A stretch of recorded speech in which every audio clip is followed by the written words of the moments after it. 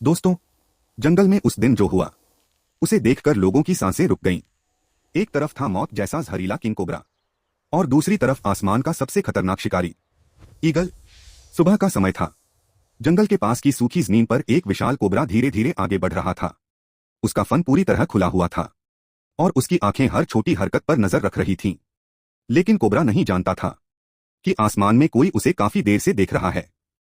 बहुत ऊपर बादलों के बीच एक विशाल ईगल गोल गोल चक्कर लगा रहा था।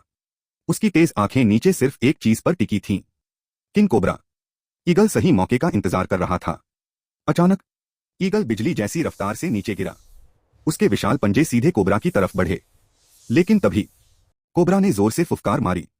उसने अपना फन इतना ऊंचा उठा लिया कि ईगल भी एक पल के लिए डर गया। सिर्फ एक बार और कोबरा का जहर किसी की भी जान ले सकता था। अब शुरू हो चुकी थी जंगल की सबसे खतरनाक लड़ाई।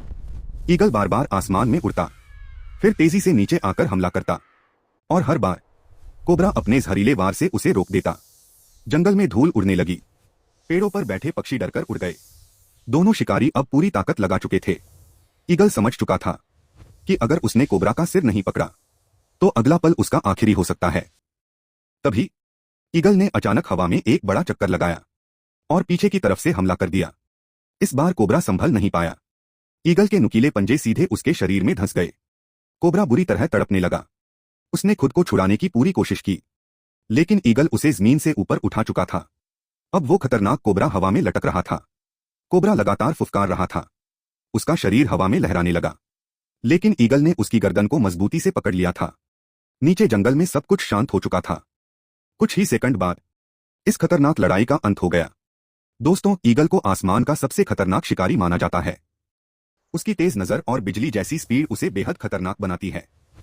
लेकिन किंग कोबरा भी दुनिया के सबसे जहरीले सांपों में से एक है। अगर ईगल एक छोटी सी गलती करता तो शायद आज कहानी कुछ और होती। अब आप बताओ, इस लड़ाई में सबसे ज्यादा खतरनाक कौन था, ईगल या किंग कोबरा? कमेंट में जरूर बताना।